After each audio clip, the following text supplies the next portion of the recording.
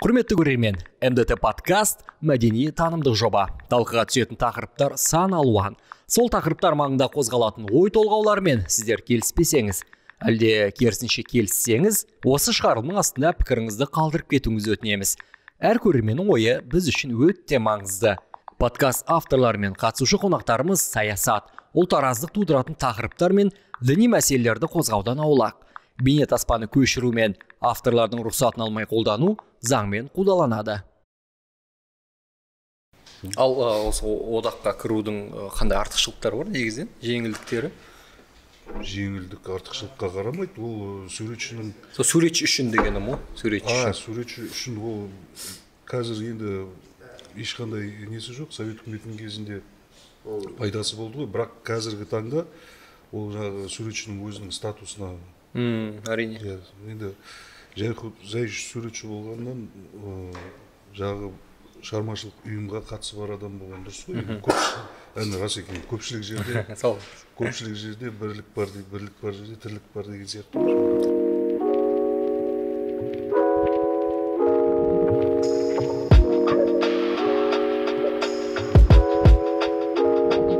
Осы одақ туралы бастасақ әңгімемізді, негізінен одақтың жұмыс турасында айтып өтсеңіз, мақсаты турасында біздің көрерменге қызық қой, өнер саласында жүрмеген жандар үшін. Мынау кеңес үкіметінің кезінде одақтың маңызы деген өте мықты күшті болған. Енді бәрімізге де белгілі ғой, ол идеологияға байланысты, сосын мынау жағы пропаганда, агитация дейді, мысалға соған өте күшті әсерін беріп, біз мысалға сол кеңес одағының уақытында туылдым ғой мен өзім. Сол Совет үкіметінің мектебін бітірдік, сол кезде жаңағы суретшілер училищесіне түсіп, соны оқыдық мысалға да. Сол кезде біз армандайтынбыз мынау суретшілер одағына мүше болып кірудің өзін. Өйткені неге?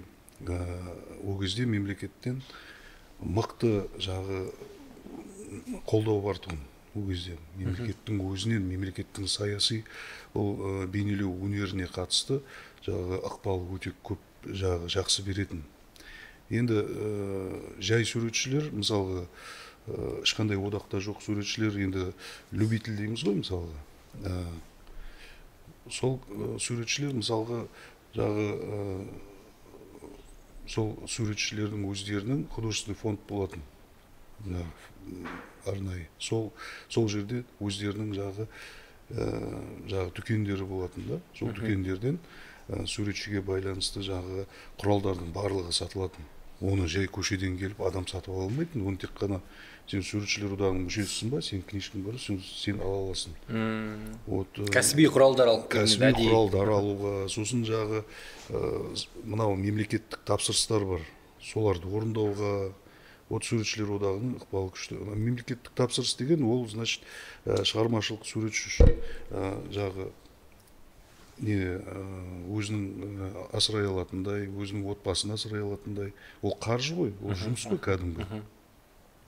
Сол жағынан өте күшті көп пайда бар. Енді қазір айтатын болсақ, 30 жыл тәуелсіздігіміз болды ғой, енді тәуелсіз мемлекетпіз. Сол 30 жыл аралығында жалпы суретшілер ұмыт қалып қойды. Суретшілердің, мынау кәсіби суретшілердің өздері сыртта қалып қойды. Ешкіммен жұмысы жоқ, оның жұмыс істеп жатыр ма суретші, өзі тамағын тауып жеп жатыр ма, жоқ па, қандай жұмыс істеп жатыр, мүлдем алаңсыз болып қалдық. Біздің мемлекетіміз бір бөлек, суретшілер бір бөлек. Сыртта қалып қойды суретшілер. Суретшілер бөлек планета. Сондай. Бірақ оған қарамастан суретшілер одақ бар ғой. Осы кезге шейін жұмыс жасап келе жатыр. Көрмелерімізді өткізіп келе жатырмыз. Бір-бірлеріңізді қолдап негізі. Шамамыз келгенше. Уже білдіртіп тұр ғой, қазақтың бізде өнерінің культураға жақын емес екендігін.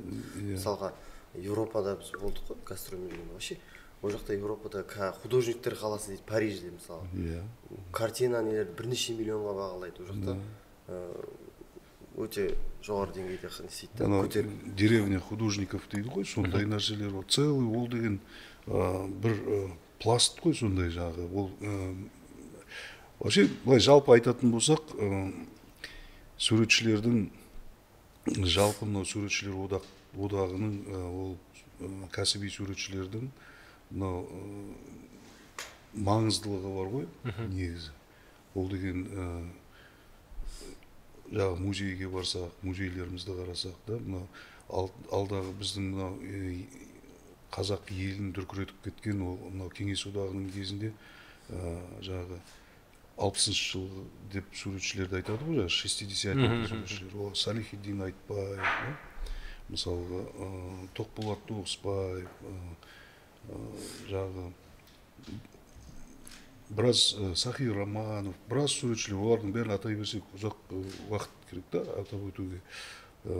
Мысалға Мамбеевтің өзі қалай мынау кезінде мынау суретшілер, бүкіл Қазақстан суретшілер одағының төрағасы болып отырып, қаншама суретшілерге көмек беріп, пәтерлерін алып беріп, үкіметпен тығыз байланыста жұмыс жасап жүрді мысалы, билікпен.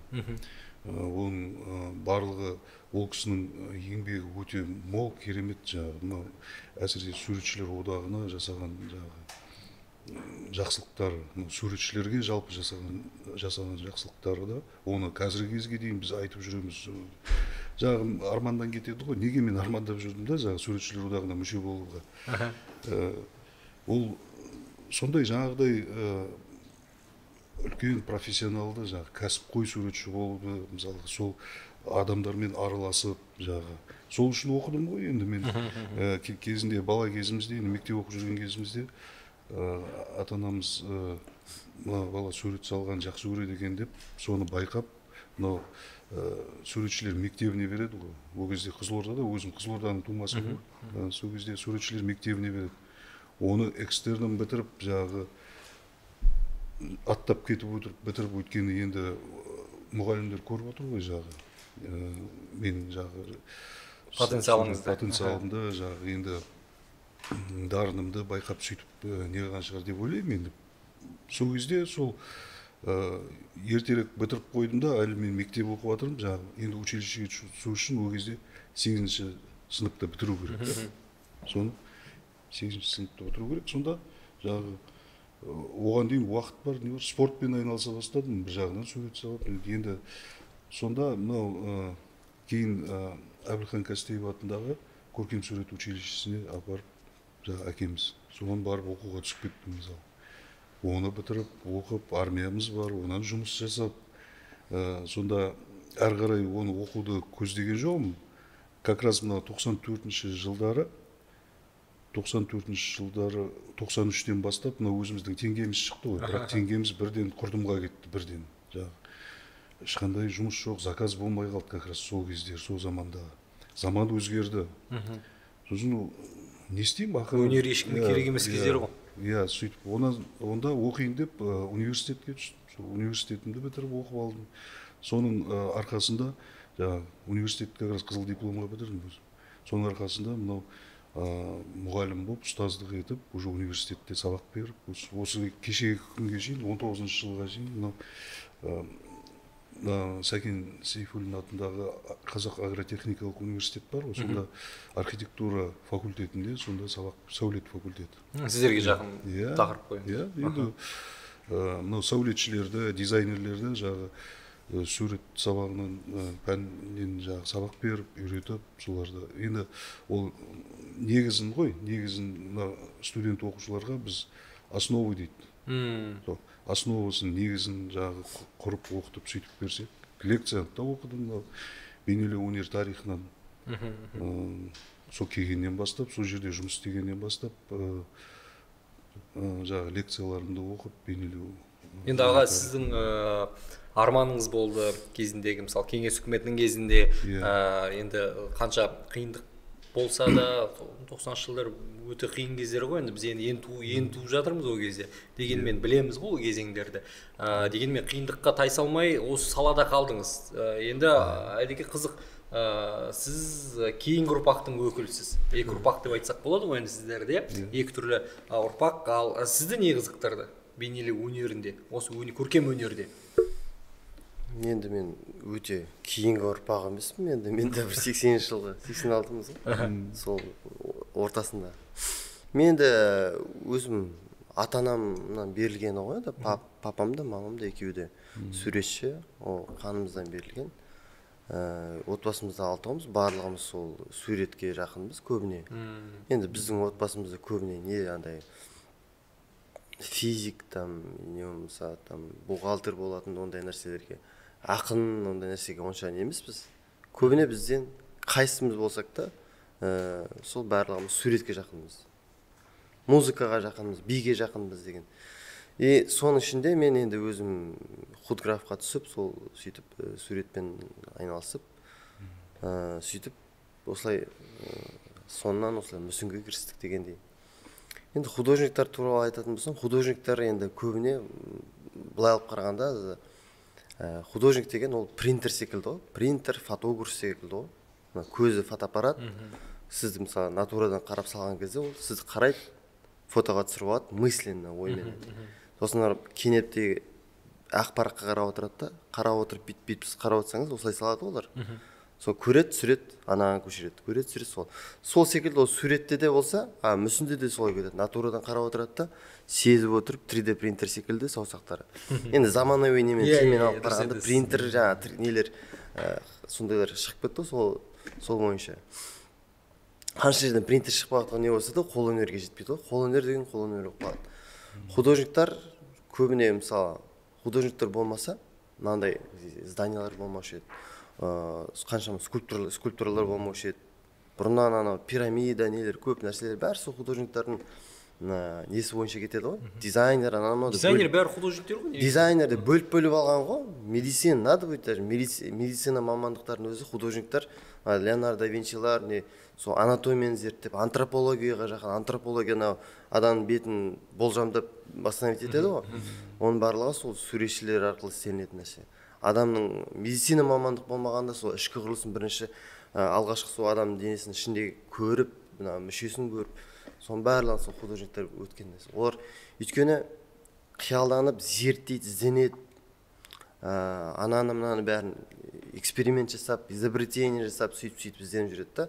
Олар неге ондай? Өйткені оларда табиғаттан берілген сондай сезімдер бар. Олар көріп, сезініп, сол көрген нәрсесін ішіндегі способностьін соны ішіне тасып жүріп, соны бір қолданып, сол арқылы энергиясын шығарып, сол арқылы бір нелер изобретение шығарып жатады.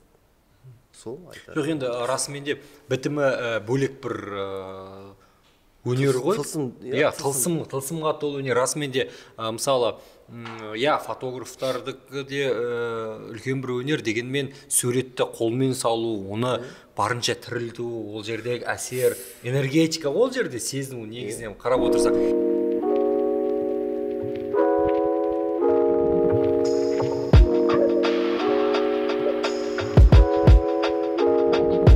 Енді осы жерде мынандай бір сұрақ туындайды, жаңа өзіңіз де қозғап өттіңіз. Неліктен бізде жалпы тек қана көркем өнерді ғана емес, өзге де мәдениеттің өзге саласындағы жандармен де сұхбаттастым.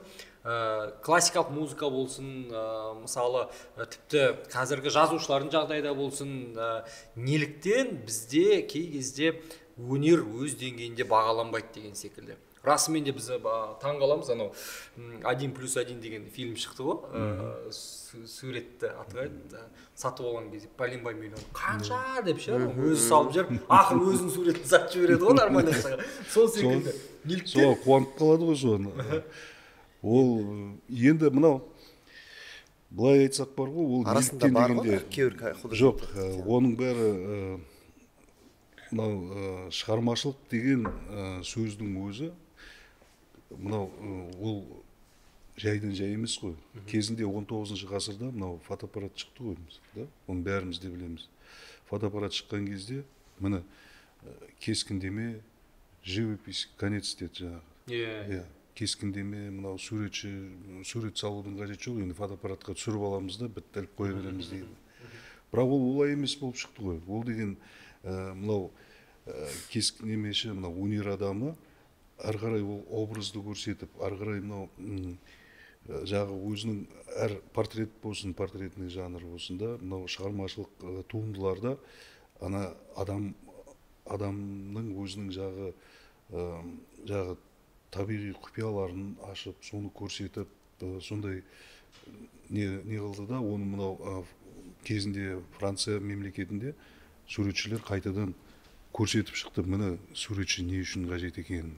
А фотоаппарат, ол фотоаппаратты түсіріп алдың да болды, қатып қалған дүние ол. А мына жерде ол деген қозғалып жатқан жағы, мынау әр өнердің жағы өзінің адамға ой салатындай, сосын ол қолдан салынған нәрсе ғой. Ол жерге біраз энергетика, мына суретшінің өзінің энергиясы анау пайда болды. Ол да әсерін береді. Қазір мынау кейінгі уақыттарда да шықты ғой, біраз жағы картиналармен, суретпен емдеу деген сияқты жағы. Арт-терапия деп аталады. Оның бәрі бекерден бекер емес қой. Оның вот сондай жағдай мәселелер бар. Бірақ енді таңғалатын түгі де жоқ. Қазіргі нарықтық экономика болғаннан кейін бизнес, шоумен, шоу деген өзі ат айтып тұр ғой. Солар алға шығып кетті да, мынау шығармашылық одақтар, шығармашылық ұйымдар мысалға да, шығармашыл адамдар сырт қалып қойды. Ол бізде ғой. Ол бізде. Жоқ, шоу әлемде де бар мысалы, бірақ ол жерде сәйкесінше бағалайды. Сәйкесінше бағалайды. Шоуды да бағалайды мысалы. Бізде керісінше сәл өнер ақсаңдап қалатын секілді бізде. Өйткені сол мынау жеңілдіктің үстімен деген сөз ғой мынау. Жағы өзің де айтып отырсың ғой, жаңа мына классикалық музыка нелер мысалға жастар көбісі тыңдамайды, немайды. Ол барлығы дәріптеуге байланысты ғой. Мемлекетіміз өзіміздің мынау жастарымыз, азаматтарымыз жағы дұрыс мәдени тәрбиелену үшін біздің жағы мысалы Абай туралы неге айтамыз мысалы да? Ол деген оның жағы Абайдың қара сөздері бар, қаншама философиялық айтып кеткен жағы өнегелері бар мысалға да, сол үшін айтамыз да, міне данышпан. Сіз қазіргі анау секең деп айтып шыққан бір музыканы, өлеңді соны бір сағат биледіңде, келесі жыл ол деген ұмытылып қалды, бітті, оның бәрі түкке қажет жоқ энергиялар ғой, оның барлығы жағы. Әйтеуір бір көңіл көтердің, болды, ұмыт қалды. Нағыз туындылар, олар келешек ұрпаққа, ол тарихи дүние болып, құнды дүние болып қалатын нәрселер. Мына өкінішке орай осы біз мынау мәдениет туралы мынау заңымызды да қарасақ, ол жерде шығарма деген бір сөз жоқ. Творчество деген да, шығарма деген бір сөз жоқ. Суретші деген бір сөз жоқ. Мүсінші деген сөз жоқ мысалы. Оның барлығын сол жерге, сол заңға кіргізу керек еді ғой. Оны білмеймін неліктен ол қалай солай болып қалды да. Бүкіл жағы мәдениеттің аясында әйтеуір бармыз біз. Мүмкін бармыз дейді. Жоқ та сияқтымыз да. Өзімізбен өзіміз осылай қалып қой. Ол заңға енгізбей, мынау жағы толық жағы заңды қайтадан қарастырмай, осылай болып қала береді. Бұлай болып қалғаннан кейін біздің мемлекетіміз, дүниеміз, мынау мемлекетіміздің өзі бетке ұстар жағы шығармаларымыз бұрынғылар ғой енді, бірақ жаңадан өсіп келе жатқан дарындарды көтеру үшін, жаңадан өсіп келе жатқан жағына талантты суретшілеріміз болсын, жазушыларымыз болсын да, ақындарымыз болсын, солардың барлығын көтеретін сондай заң керек қой бізге.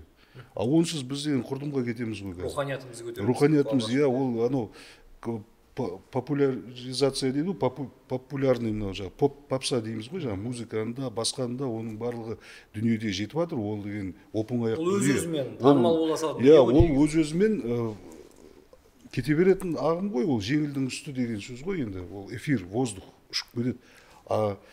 Осы дүниелердің ішінде жазушылармен, даже мына суретшілерді салыстырсақ да, мен ешқандай оларды төмендеткім келіп отқан жоқ. Жазушыға қалам мен қағаз керек, шығармасын жазу үшін да. Ол көп ақша қажет те жоқ мысалға. Суретшіге қаншама құрал саймандар керек, оның барлығы қымбат, краскілері бар, нелері бар. Оның барлығы суретшінің өз мойнында, өзімен өзі қалды, бірақ сонда да кіріп көріңіздер қойса қандай. Оның ішінде сапасы төмен заттар бар, алуға болады олар, бірақ сапасы төмен болғаннан кейін оның шығармаңда сапасы төмендеп қалуы мүмкін мысалы да. Сондай жағдайлар ғой енді. Қазіргі уақытта жазушыларға айтып жатырмын, енді ноутбук шықты, бір ноутбукты сатып алса, соның ол жерде мәселе анау болып тұр ғой, жазушылардың да кешегі сөйлескенімізде. Ол жерде мәселе кітап тарату. Кітап жазады, шығарады, олар сатпайды. олар әр кітапқа ақша алмайды, кітап Сосын тегін ол- таралып кетеді, болды. Ол мына суретшілер одағы сияқты ұйымдар, жазушылар одағы сияқты ұйымдар не үшін қажет? Кәсіпқой. Мына соның ішінде жасап жатқан жағы шығармашылық дүниелер сапалы болу керек. Сол сапасын мына суретшілер одағы ол жерде өзінің басқармасы бар, жағы комиссиясы бар, худсовет дейді оны, художественный совет. Солар барлығы қарап отырып, соны жақсы сапалы дүниелерді өткізіп, оны жағы мынау мемлекеттік тапсырыста болу керек. 2006 жылға шейін мынау закуп жүргізіліп жатты. Шығармашылық мынау суретшілердің жаңағы картиналарын сатып алып отырды, мұражайларды толықтыру үшін, жаңағы галереяларымызды мемлекеттік толықтырып отыру үшін. Енді 2006-тан кейін бітті, таусылып қалды, ол қалды. Қазір ондай мұражайлардың да несі жоқ, алатындай жаңағы қаржы оған бөлінбей қалды бюджеттен. Мысалы, бөлінбей қалғаннан кейін оларда сатып алмайды. Енді жағы суретші мысалы өзінің туындысын мұражайға апарып, соны жағы былайынша да ақшасыз береді ғой, бірақ қашанғы бере береді, ол да сатып бір несін күнін көру керек қой суретші. Ол ел үшін, ладно, ол ұрпаққа қалады, тарихта қалады деп оны жасап жатқан дүниенің бәрін, ол суретшінің мынау несін, дарынның жасап жатқан тірлігін, жасап жатқан несін, оны да бағалау керек қой. Енді ол жерде былай айтсақ, қазіргі психологтар туралы көп әзілдейміз, қалжыңдаймыз, бірақ олардың бір айтатын дүниесі бар, мен қосылатыным оған. Тегін жасауға болмайды, себебі ақша, ол андай деп ойламаңыздар, ақша деген ол энергетика дейді. Расымен де, мысалы сіз еңбек жасадыңыз, еңбегіңізге сай ақша алдыңыз, сол ақшаңыз келесі еңбек жасауға сізге энергия береді. Қол кетіп қалады деген нәрселер бар ғой мысалы. Расымен де мотивация ғой. Обязательно суммасы көп болмаса да, бір шамалы болса да беру керек қой.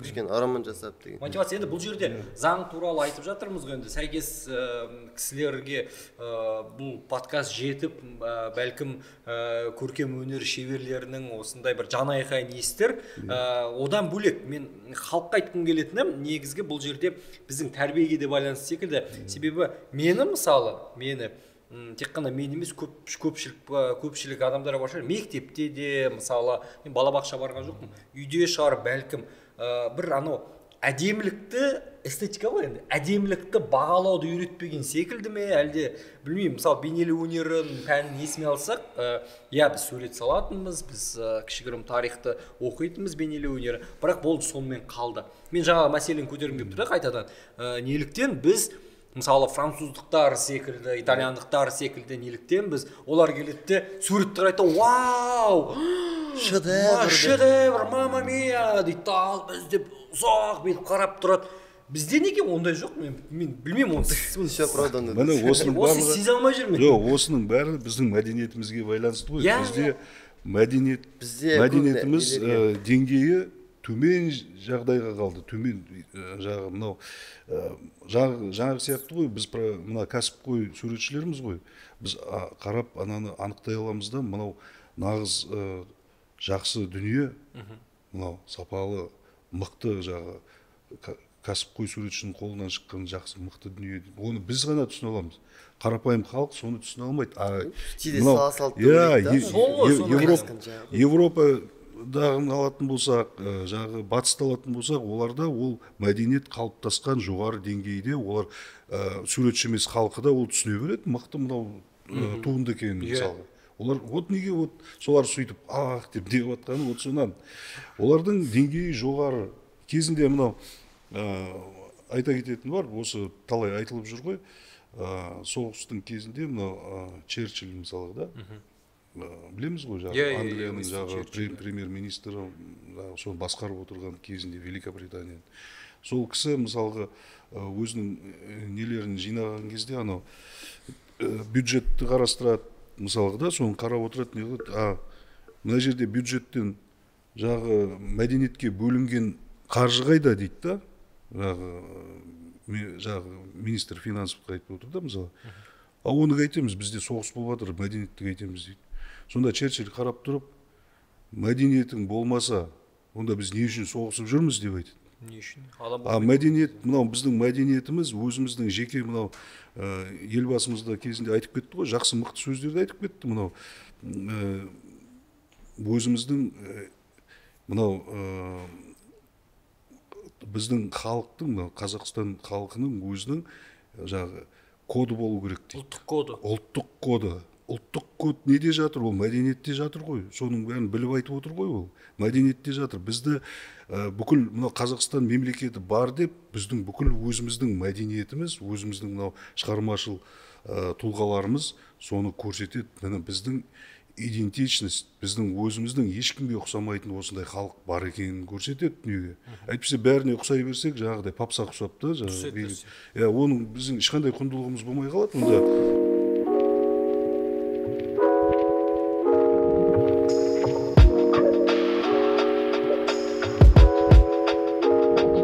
шедевр деген не екенін бізде Қазақстанда білмейді. Еуропада айырмашылығы сол шедевр деген, искусство деген не екенін біледі. Сол ғой. Мысалы, художниктар болмаса, жаңа фото жөнінде айтып отқан, ол алғашқы фотографтар ғой. Өйткені ол заманда фотоаппарат жоқ. Сондықтан сол художниктардың арқасында біз Шыңғыс ханның, жаңа корольдардың түрлері қандай болғанын білеміз. Ол кезде фотоаппарат жоқ. Сосын анау не жатып позировать етіп, жаңа хандар болсын, не позировать етіп отырады, художник салып натурадан қарап, салып сөйтіп оның түрі қалады. Сол фотоға түсу. Сөйтіп өздері Инстаграм салады десең. Жаңа мәдениет турасында шетелге шығып, фотоаппарат деген содан кейін пайда болды уже. Фотоаппаратты мына фризлайт деген нелердің өзі мысалы алғашқы кім жаңа художник кімдер Пабло Пикассо солар ғой қолданған. Фризлайт деген білесіз бе? Лампамен бүйтіп сурет салып фото вытяжке істейді де сол қиялданып не істеп шығарғандары ғой соның бәрі. Мына технологияның дамығаны ғой, фотоаппарат каждый неде мына телефонда фотоаппараты бар, несі бар мысалы. Бізге мына суретшілерге айта кететін бар, өте пайдасы көп. Табиғатты бір қызықты бір нелерді түсіріп алып, кейін оны кейін шығарма қылып шығарып, жаңағы пайдасы өте керемет көп. Мына технологияның дамығаны ғой. Қазір арнайы фотограф болудың да қажет жоқ. Егер сен ол нәрсені сүйіп не қылып жатырсаң, қазір мынаның фотоаппаратының өзімен мықты күшті жағы нелер шығып жатыр ғой, дүниелер. Бұл да фотоаппаратта ол өзінше художник. Ол көрген нәрсені изображениені түсіріп алады. Сол айтып отқан жаңағындай нәрсе Еуропа жақта, шет мемлекеттер жақтарда көбісі жаңа Қытайларда мысалы 5000 жылдық ма қанша тарихтары бар. Олар өздерінің бүкіл поколение жаңа императорлар нелер түрлері қандай болғанын біледі. Сол заманнан дамыған. Бізде көбіне кішкене беркін келе, тенгрианстводан кейін беркін келе уже религия жағынан бізде ауысып кетті ғой. Жаңа мұсылман дінінде уже харам анау художниктар жаңа сурет салуға болмайды деген сондай кедергілері болды мысалы религия жағынан алып қарағанда. Вот сондай жағдайлар кішкене біраз соның кесірінен біраз портреттер түрлері қандай болғанын сол біле алмай қалдық та біраз. Мысалы хандар түрлері қандай болғанын білмейміз де. Бәлкім расымен де бізде бастан бәлкім осындай дүниелердің кесірінен де шығар бізде бір іштей кодымызда, генімізде деп айтуға болатын шығар мен ойымша. Генімізде осындай бір бейнелеу өнеріне деген, көркем өнерге деген бір бағалай алмайтын секілдіміз соның кесірінен бәлкім. Мен білмеймін, енді бұл жерде бұл мәселенің қалай айтсақ болады, бір ішкі түпкі мақсатын анықтау өте қиын секілді менің ойымша. Себебі біз кезінде сурет салатынбыз мектепте, қызығатынбыз. Мектепте сіз өзіңіз айтқандай жаңа қызығушылығымды анықтап мені берді дегендей. Мектеп жасында бала бақшада мен де қазір балам сурет салғанды өте жақсы көремін, құптаймын кәдімгі. Сол арқылы түсті ажырату не ол алғашқы суретші болмаса да кез келген баланы тәрбиелейді ғой. Ол миының қыртысына жұмыс істеуге көмектеседі, бірақ сол кезеңмен қалып қоятын секілді. Бала мектепке дейін, тіпті мектептің орта жасында қатты қызығушылығы не істей қоймайды ғой, басылып кететін секілді қызығушылығы. Одан кейін болды. Бізде бейнелеу өнері, көркем өнер тек қана осы балабақша мен мектеппен шектеліп қалғандай. Дұрыс. Вот как раз мынау мәдениет туралы заңда осы балабақшаның кезіндегі, мектеп кезіндегі сол жазылып кеткен, онан ары қарай суретші жоқ. сондай болып қалған. Мына как раз бейнелеу өнері жағынан сол балабақша мен мектеп жағында ғана қалып қойды да. Ары қарай заңнамада жоқпыз біз. Сондықтан біз қазір ақсап атқанымыз сол. Мынау әйтеуір, бірақ оған қарамастан мынау 30 жылда суретшілер мүлдем құрып кеткен жоқ қой. Әрқайсысы өзінің шеберханасында, үйінде, көбісінің даже шеберханасында жоқ. Бұрынғы кезде мынау суретшілер одағының мүшесі болу, значит, сен шеберхана, келешекте шеберхана береді саған. Кәсіпқой суретші болғаннан кейін. Оның барлығы как раз мықты қолдау болып не қылды. Қазіргі кезде мынау суретшілер одағын, мен де как раз мына суретшілер одағына мүше болуды кеш не қылдым да, құжаттарымды тапсырдым, Айдос сияқты жүре беріп, уже мынау совет үкіметі құлдырады, барлығымыз өзіміздің егемендігімізді алдық, тәуелсіздігімізді. Содан кейін суретшілер одағында ешқандай тапсырыс жоқ, суретшілер өзімен өзі қалды. Как раз мен сол бір кедергі болған жағдай. Бірақ оған қарамастан бәрібір мынау кәсіпқой суретші болуым керекпін деп, статусы болса да, әйтеуір сол статусына бола барайыншы деп, құжаттарымды тапсырып, суретшілер одағының мүшесі болдым сөйтіп. Енді оған көрмелерге қатысу керек, басқасына осындай мына Айдос сияқты қазір көптеген көрмелер жасап жүр, өзінің өнерін дамытып, мысалы көрсетіп жүр ғой. Вот соны ары қарай мына көшеден келген суретші емес дегендей, мына өзінің мүшелік құжаты болады, несі болады, мына мен кәсіпқой суретшімін, кәсіпқой өнердің майталманымын деп толықтай айтылуына қажетті. Ол біздің мынау как раз суретшілер одақтарының вообще суретшінің статусын көтеру керек. А статусын біз заңда жоқ, біз кім көтереді ол статусын? Біздің өзің айтқандай қарапайым халықтың суретті, бейнелеуді, мынау картиналарды бәрі жақсы көреді. Ол мынау бірақ сол жақсы көргеннің ішінде деңгейі төмен Айдос айтқандай фотоаппараттың деңгейінде салып суретшілер бар ғой, копия жасап жүрген. Леонардо да Винчи айтқандай, Леонардо да Винчи ма? Қателеспесем, сол кісі айтқандай, художник, живописец — это жалкий подражатель природе деп. Сөйлеп айтқан сөзі бар. Мына біз подражатель бол, а ол подражательстводан арылу үшін ары қарай мынау как раз бейнелеу өнері дамып, мына Европамыз бен батысымыз неге қарапайым халықтары өнерді түсінеді, а біздегілер өнер, мына фотоаппараттың аясындағы өнерде қалып қойды халқымыз. Нағыз шығарма туындыны түсінбей жатыр, оның композициялық күрделілігін, анау образдарын, оның суретші не айтқысы келгенін, соны көбінесе талдай алмайды, біле алмайды. Ол жақсы мектепте, бала кезінен жақсылап тәрбиеленіп, сөйтіп шығармашылыққа баулып оқытса баланы, ешқашан ол даже кәсіпқой суретші болмай қойсын. Бірақ соның арқасында мықты талай біз білеміз ғой интеллигент не болады, пластик болады деген секілді сол мықты воспитание. тұлғаларды көріп жатырмыз. Мысалы кезінде анау Шоқан Уәлиханов да, Шоқан Уәлиханов мысалы, ол суретті қандай күшті керемет салған, ол жағы айтылмайды, ол жағы да, оның жағы басқа. Ол кәсіпқой суретші болмады, бірақ суретті мықты салатын. Мынау Украинадағы Тарас Григорьевич Шевченко деген жазушы болды. Біз оны бала кезімізде, мектеп кезімізден оны әдебиеттен оқытты, үйретті бізге. Ол жазушы мықты жағы да. А бейнелеу жағы, ол как раз Шоқан Уәлиханов бәрі бірге жүрді ғой, бірге оқыды ғой. Мықты мынандай суретші. Автопортреті бар ме?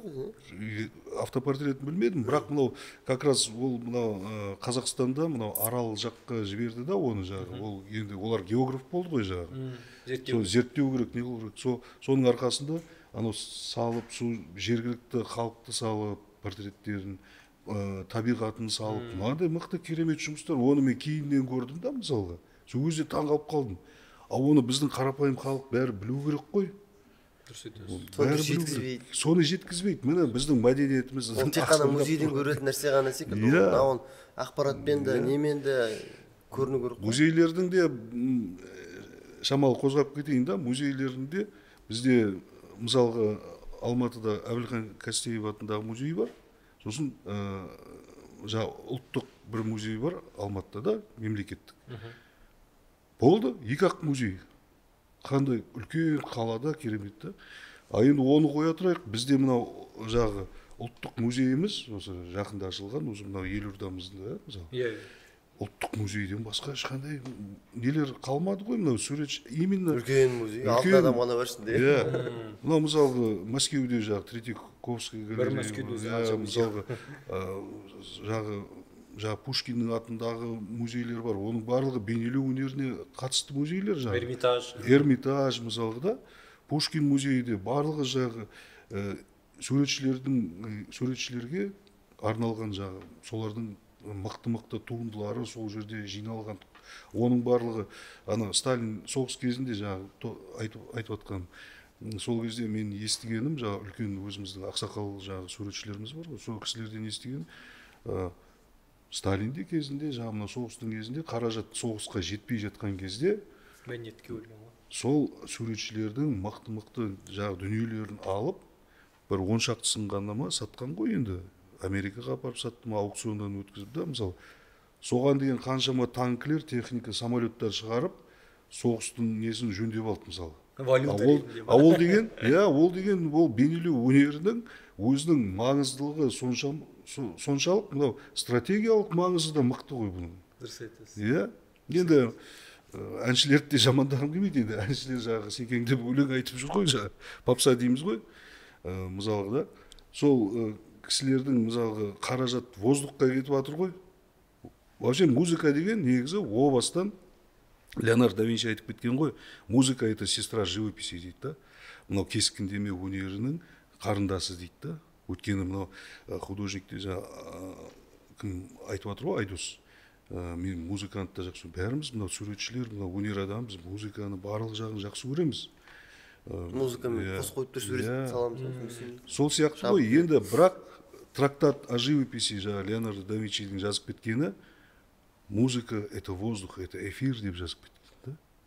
Ана музыка как начала и закончилась, все, его нету, ұстай алмайсың. А бізде мынау бейнелеу өнерінде бұл деген қолға ұстап көретін кәдімгі материалды құнды нәрсе ғой. Құнды нәрсе. Бұны нелігімен құнды мысалы. Вот сондай жағдай. Енді бұл жерде аға, сіздің бір сөзіңізге толықтай қосыламын. Расымен де кез келген адам, кез келген қай салада жұмыс істесе де, мен ойымша ішінде бір шығармашылық стержень болу керек секілді.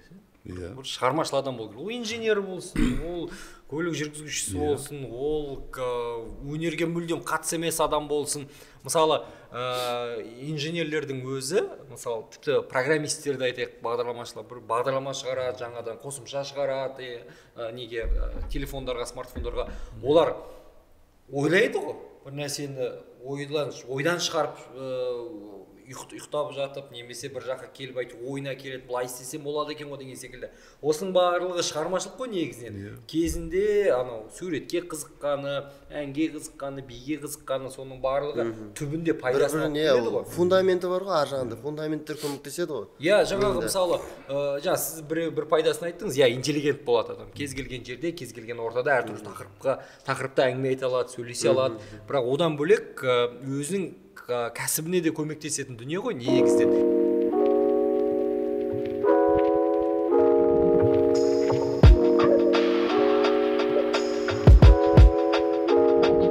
Бейнелеу өнері туралы көп айттық, енді мүсін жайлы сұрағым келеді. Мүсіншілер жайлы, скульпторлар жайлы.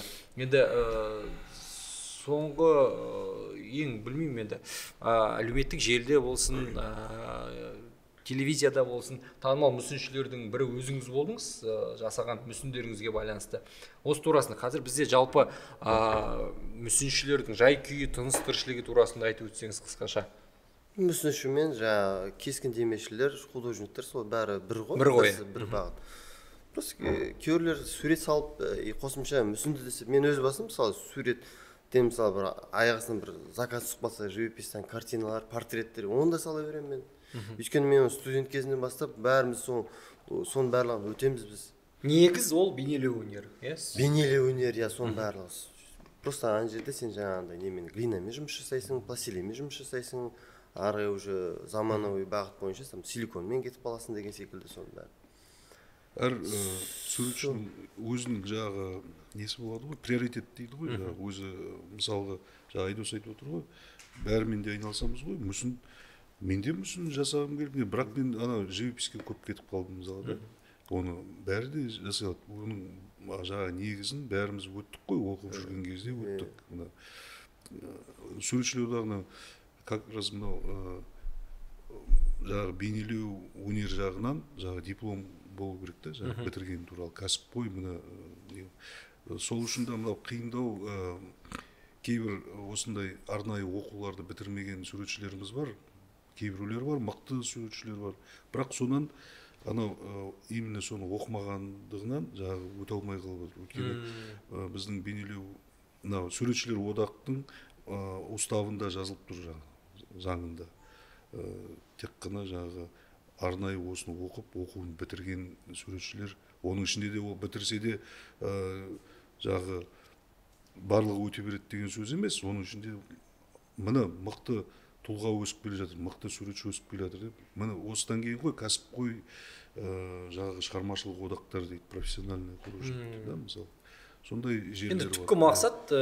Түпкі мақсат бейнелеу. Жаңағы қарапайым бір нәрсені бейнелеу ғой. Суретпен болсын, мүсінмен болсын деген. Енді мүсіншілер енді көп қой, енді мүсіннің ішінде де мүсіні бар. Мысалы, мен өзім жаңа ерекше мынау айналысып жүрген гиперреализм бағыты, ол барынша шынайылау деген секілді жаңағындай фото Мадам Тюссо музейдегі, ол жерде сол технология бойынша сол бірінші сол жаңағындай пластилинмен лепить етіп, барынша зерттеп, сол анатомиясын зерттеп, адамның ұқсастығын бересің.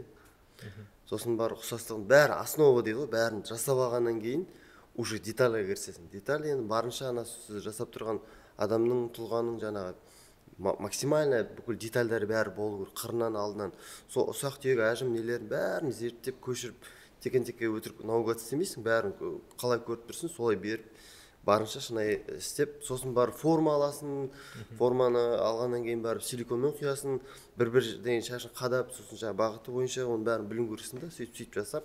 Енді ол гиперреализм, осындай фигура жасау, ол уже соның ішіне кіреді, сол мүсіндеме жағына, содан барып уже мынандай технология ойлап тапқан. Гиперреализм енді сіздің жасап жүрген мысалы Абайдың мүсіні бар.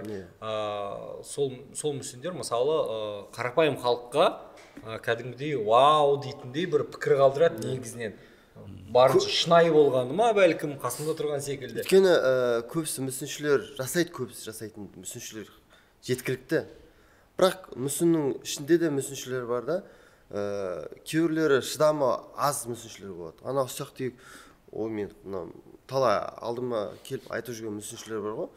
Оны мен жасаймын, бірақ мынау ұсақ түйек бүйтіп отыру деген мен қолымнан келмейді деп айтады. Өткенде Тоқтар ағамыз тоже келіп кетті, Шеберханадан. Мен вот так, вот это вот слишком это, я так, мне терпения хватит дейді. Хотя ол кісі детально бәрін жасайды, не істейді. Ол кісі көбіне жаңағындай бронзадан нені жасап бергенде, памятниктер жасап беру. Оны керемет қылып жасап береді ол жағына. Мына жақта енді бағыт енді кішкене неді. Сондықтан бұл жерде өте мүсінші болуың керексің да, шыдамдылық талап етеді. Оның біраз требованиялар бар да, біраз сол бойынша жаңағы требование бойынша барлығы сай болып тұрса, онда сізден жақсы осындай мүсінші гиперреалист шығу мүмкін. Ал енді тек қана маған емес, бізді көріп отырған көрерменге де қызық шығар, негізгі қаржы көзі қай жақтан келеді? Қаржы көзі енді әртүрлі болады. Менде мысалы айтып отырмын ғой, жаңағы живопистан не жағынан әртүрлі. Тапсырыс келсе, тапсырыс келіп қалса жасай береміз. Но гиперреализм жағынан бағытынан ол сирек болып қалады. Енді кішкене мен барынша қазір былай дамытуға тырысып, анау бүйтіп істеп жатырмын. Музейлерге ұсынып, анда-мында керек нәрсе деп, заманауи осы нағыз керек өнер деп. Менің арманым осы сол ұлттық музейге мысалы қаншама орындар бір этажын беріңдеші айналайын деп бүйтіп. Осы министерство культураға анда-мында бәрін кіріп жүрмін ғой. Осы жерде мен бір уголок болса да бір Мадам Тюссо секілді осындай аналық музейін ашайын деп. Оның ішінде өзіміздің жаңа тұлғаларымыз, тарихи тұлғаларымыз, заманауи тұлғаларымыз бар. Соның персонаждарды бәрін қойып қояйық деп. Келген туристер бар, нелер, оларға біраз қызығады әрине. Ол біздің культурамызды, жаңағы ненің барлығын қазақтың менталитетін көрсетуде біраз үлесін қосады ғой. Мысалы, Абайдың түрі қандай болған, біз фотоға қарай бермейміз ғой, ана черно-белый фотосын. Вот, Абайдың түрі мынандай болған, бойы мынандай болған, отырған қалпында. Келіп, черно-белый суреттің жанында тұр, Абайдың жанында суретке түспейсіз ғой. Бұл жерде мүмкіндік береді. Абайдың жанында бүйтіп құшақтап суретке түсуге болады. Қасында тұрып, былай түсіріп суретті селфи жасауға болады деген секілді да. Сондай мүмкіндіктер береді. Енді мадам Тюссоның мұражайын кәдімгі іздеп барады ғой. Туристер сайт арқылы билеті $50, $90. Туризмнің дамуында туристік бір нүктенің бір мысалы. Ол мына жаңа мұражайлар туралы қозғап кеттік қой жоғарыда әңгімені да. Мен жаңа айтқым келген как раз мұражайлар жетіспейді. Жоқтың рас бізде жаңа енді мынау жалғыз бейнелеу өнеріне мынау Әбілхан Қастеев мұражайы ғана Алматыда тұр. Болды. Қазақстан бойынша басқа ондай таза мынау бейнелеу өнеріне деп мынау суретшілерге, мүсіншілерге жаңағы сол бағытталған, негізделген мұражай жоқ. Художниктарға кішкене не жақсы бағалайды. Астана вообще мына Әбілхан Қастеев мұражайынан басқа мұражай жоқ бізде. Ол мына именно дәл тек қана негізделген осына суретшілерге, мүсіншілерге негізделген. Мысалға анау кімнің Айдостың істеп жүрген жағы нелері, ол да қызық. Мысалға жағы айтып отырған бір мұражай ғой. Оған бір осындай беріп қойса, жағы бір музейдің бір бұрышынан, болмаса бір помещение беріп, жағы бір нені беріп қойса, сол жерге барлық өзінің жасаған дүниелерін қойып қойса, туристер деген ағып келеді көру үшін мысалға да. Сол мысалы біздің мына Санкт-Петербургта студент болып оқып жүрген кезде болдым мен. Анау Петергоф деген не бар жаңағы Санкт-Петербургта. Соның ішінде музей восковых фигур деген бар. Как раз жағы Петр Первыйдың, тағы Екатерина, басқалары бар мысалға да. Патшалар өздерінің, солардың патшаның айналасында адамдардың жасаған, как раз Айдостың жасап жүрген. Ол жерде жағы восктан жасалған фигуралар, Айдостікі жағы силикондан, бірақ мағынасы, маңызы бір ғой, как раз. Силиконнан, ол воскқа қарағанда, ол прочный материал. 350 градус ыстыққа, 250 градус суыққа шыдап, ол можно противоударный ұрсаңызда, резинка, арнайы силикон жақындатпайды. Сіздікі жақындатып түстік қой суретке негізі. Арнайы силикон болады ол, специально осында арналған. Мен өзім шет мемлекеттен алдыртам. Ол еще ұзаққа шыдай беретін сондай силикондар бар специально. Воскта ол парафин секілді материал. Сол парафин ғой. Сыртынан анау маслинет краскамен тоналка секілді жаңағында технологиямен жасайды ғой, шашыратып бүйтіп. И оны бүйтіп тырнағымен біреу ұстап қалса, анау ойып жүреді да, реставратор келіп қайттан оны бастамайды. Содан жақындатпайды. Бізде мысалы бизнес идея сіздерге Айдос мырзаның силиконды музей восковых фигур дейді, біз музей силиконов фигур деп мысалы. Силиконнан жасайтын әлгілі гиперреалистер бар, интернеттен зерттеп қарасаңыздар. Рон Мьюик, Эван Пенни, олардың өздері мұражай бар ма? Олар чисто силиконмен жасайды. Ол мұражай бар ма жоқ па білмеймін. Енді ол әр мемлекетте, Мексикаға, Америкаға, Парижге, бүкіл жаққа мобильный выставкалар жасап сөйтіп шығып жүреді. Алғашқылардың бірі болып жасасақ мысалы әлемде, жасайтын маман бар бастысы. Мен өзім 2009-дан бері осы өнермен айналысып келатырмын. Мен просто өз бағытымды айтып отырмын да. Күтейік бәлкім. Осы айтып отырмын ғой, мынау заңға өзгерістер кіргізбей, мәдениет туралы өзгерістер кіргізбей, заңды дұрыстамай, бұл өйстіп қала береді. Негізі бірінші мәселе соны заңымызға мәдениет тарапынан өзгерістер енгізіп, как раз суретшілер, шығармашылық ұйымдар туралы соның барлығын кіргізу керек та, жақсылап.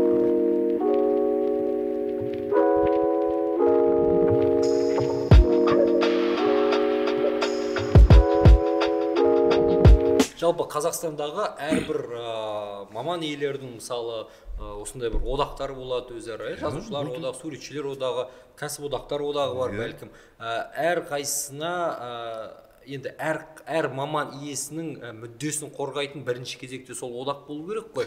Негізі және де сәйкесінше сол одаққа қалай айтсақ болады, бір власть керек, басқару тетіктері керек. Негізінен үкіметпен тікелей байланыстырып отыратын ше. бірінші ешқандай кезекте. ешқандай власттың қажеті жоқ. Ол жерде мына жүйені қалыптастыру керек. Міне мысалғы қарапайым жаңағы рядовой суретші дейікші, мысалы да, министрге кіргісі келеді. Айналайын, сен бастан секірмесей, ана жақта өздерінің суретшілер одағың бар. Басқарма төрағасына айт осы жағдайларды. Мен барып уже ары қарай мен айтуым керек, мен жеткізуім керек Ол қой. үшін сіз еркін кіруіңіз керек. Мен еркін, мен өзімді кіргізбейді. Содан кейін осы мына болып жатқан жаңағы орысша айтқанда бардак деген осы ғой. Бардак болып жатыр да. Министрлікке де тек кіре бермейміз ғой. Солар ғой көп нәрсе шешетін болғаннан кейін сосын біз Мен мысалға әкімге де хат жазып отырмын, министрге де хат жазып отырмын ғой. Мен мысалға қаншама суретшілердің жағы мынау ұлттық музейде көрмесін жасау үшін хат арқылы жасатып істетіп отырмыз, мысалы істеп отырмыз. Оған да шүкір әйтеуір Құдайға. Сол хатта ответ келіп, жақсы деп ана жаққа жағы ұлттық музейде маған звондайды. Пәленше суретшінің осындай көрмесін мынандай уақытқа қойып қойдық. Оның өзіне рахмет, шүкір оның өзіне де. Міне осылай жұмыс жасау керек. Ол әркім жан-жақтан барып, өзі барып, кіріп, өзінің мүддесін шешіп қайтып, ондай болмау керек қой. Міне суретшілер одағы, ол деген қазір Қазақстанның өзінде мына келер жылы мына 90 жыл болады суретшілер одағының құрылғанына Қазақстан бойынша. Біздің мынау Астанамызда құрылғанына өткен жылы 60 жыл толды. Сол мына пандемияға байланысты осындай жағы қиын қыстау кезеңге тіреліп қалдық та біз 60 жылдығымызды тойлай алмай да қалдық. Тойлау деген не сөз? Ол деген жағы өзіміздің көрмені ұйымдастырып, симпозиум, пленерлерді жасау деген ол жан-жақтан мен халықаралық сұрап отқан жоғым. Пандемия кезінде ол қиын ғой енді. Мынау айналамыздағы облыстың суретшілері қаншама майталмандары бар мысалы. Солардың бәрін бастарын қосып, пленер өткізіп, ол деген өзінің әрқайсының өзінің жағы біліммен жағы обмен опытым дейді ғой. Мысалы, өзінің тәжірибесімен алмасу, мысалы, суретшілер деген осы араласу, осындай пленер мен симпозиумдардың арасында бір-бірімен араласып, танысып, әрқайсының жағы шеберлігін көріп, өзінің шеберін соған қарап нығайтып, жағы мықты қылып, әрі қарай өсуіне, дамуына ықпал етеді да осындай нәрселер. Соның өзін біз мынау, оның ақыры сосын барып көрме, сосын альбом шығару. Альбом шығарып, мына осындай мына суретшілер Нұрсұлтан қаласының жағы суретшілер одағының осындай жағы жасаған симпозиумы өтті, Мәдениет министрлігінің қолдауымен. Сосын осындай альбом шықты. Оның ішінде осындай суретшілер кірді мысалы.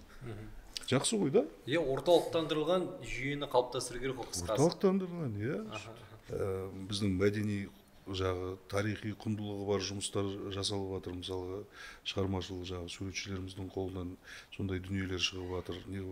Соның бәрін анықтап, суретшілер одағының өзінде де кезінде жағы художественный совет дейді, кеңес болған сондай. Ол жерге мықты жағы суретшілер жиналып, солар қарайды, әр суретшінің эскизін қарайды. Мынаның несі жарамайды, мынаның жобасы ол келеді екен, бірақ мына жерлерін жөндеу керек деген сияқты. Сол этаптардан өткізетін тұғын. Сосын барып, мықты, жақсы, сапалы дүние шығатын. Ал қазір онда ешкім қарап атқан жоқ. Бұл деген енді акиматтың тарапынан, Мәдениет министрлігінің тарапынан комиссиялар құрып қойған. Ол комиссиялардың көбісі жағы суретке, бейнелеуге қатысы жоқ адамдар қатысып отырғаннан кейін олар, мынау жақсы екен, мынау күшті екен, мынау ұқсап тұр, копия мынау деп жағы сөйтіп. Сондай дәрежеде қабылдап атқан нәрсе дүние болмайды ғой олай. Оны кәсіпқой мамандар соны жеткізіп, оған жағы мысалғы осы мынау суретшінің жағы эскиздерімен мықты екен, жақсы екен, осыны әрі қарай жалғастырып, осымен жұмыс жасайық деп. Сосын тағы да жаңағы мынандай бір айта кететін конкурстың өзі, байқаулардың өзі тым кеш беріледі мысалға да. Тым кеш беріледі, оған суретші жағы уақыт керек қой. Дүниелер шығару үшін уақыт керек. Асығыс үстін былай жасай салған дүниелер кейбір кезде өтіп кетіп жатыр, жағы неғып жатыр. Енді суретші талпынып жатыр, оған да ақша табу керек. Ол деген өзінің жағы әр суретшінің біздің жағы табатын. Менде сондай заказ тұрады. 4-ақ күн дейді, 4 күнде маған 15 фото өткізіп дейді. О, бір ай керек қой десем. Соның өзінде сол жағы қысқа мерзімде сапалы дүние шығарғысы келеді. Оның жағы төленіп жатқан ақысы да ол деген сәйкес келмейді. Процесті білетін адамдар жариялау керек қой. Иә, байқау негізінен. Міндетті түрде мынау оған қазір тапсырыс берілді, ертең ананы апарда қойып қой деген әңгіме болмау керек. Мүсінді мысалы айтыс бір түнде мүсін жасап мысалы ондай одан не шығады ол деген, ол асығыс үстін түртін жасалған. Сосын дұрыс ұқсамай қалады, сосын барып оны ұқсамайды ғой дейді. Ал отчет. оның барлығы өзінің технологиясы бар ғой. Иә, сурет салғанда да сондай, оның бірнеше жағы өзінің технологиясы бар. Кептіріп, барып салып, оны асықпай, оның үстіне жағы тағы бірінші этап, екінші этап, үшінші этап, төртінші этап, төртінші этап уже сол кезде құнды нәрселер шығады ғой. Бекітуге уақыт керек, оған жаңа салуға уақыт керек. Енді аға, бұл жерде мемлекеттік тапсырыс негізінен үлкен бір сала ғой негізінен жасалатын. Ал одан бөлек суретшілер болсын, мүсіншілер болсын, өздері жеке тапсырыспен, шетелдегідей, мысалы біз кинофильмдерді көріп қалған, пәленше картинамды пәленше мыңға сатып бердім дегендей дүниелер бізде жиі кездесе ме? Кездеседі. Осындай. Мысалы шетелге жиі сатылатын картиналары бізде суретшілер баршылық па? Бізде суретшілер баршылық, Құдайға шүкір. Сатылатын. Мықты суретшілеріміз де бар. Мен сізге айтайын, жағы шетелге демекші, шетелге арзанға өтіп кетіп жатыр біздің суретшілердің жағы кейбір дүниелары, мысалы да, ол даже жасыратыны жоқ, жағы музейный и культурный ценности не имеет деп ана жақтан акимат справка беріп жіберсем, мысалы да, мен оларды кінәлап отырмын, мүмкін деймін, мысалға қаншама жұмыстарымыз кетіп қалып жатыр ғой шетел асып, мысалы. Ал ол деген осы жерде өзіміздің құндылығымыз, мынау халықтың құндылығы деп оны алып қалып жатқан, қарап жатқан ешкім жоқ қой оны. Дұрыс көзбен қарау керек қой. Вот міне заңда жоқтығымыз қайтадан айналып келіп жатырмыз осыған. Заңда көрсетілмеген, айтылмаған. Енді ол суретшіміз де жетеді, басқасы да жетеді, бірақ оны түсініп, сол шығармашылықты жағы туындыны жағы түсінетін билік те жоқ, халық тем более жоқ. Халықтың алғысы келеді мынау суретшінің қолдан шыққан дүниелерін, жағы мүсіні болсын, мүсінде де заказ бергісі келеді халық. Бірақ халықтың қалтасы көтермейді ол деген.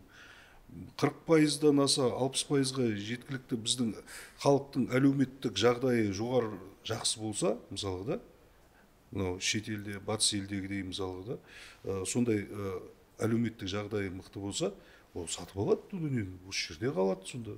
Мұражайлар сатып алу керек, мемлекеттік жағы галереялар сатып алу керек, мемлекеттік.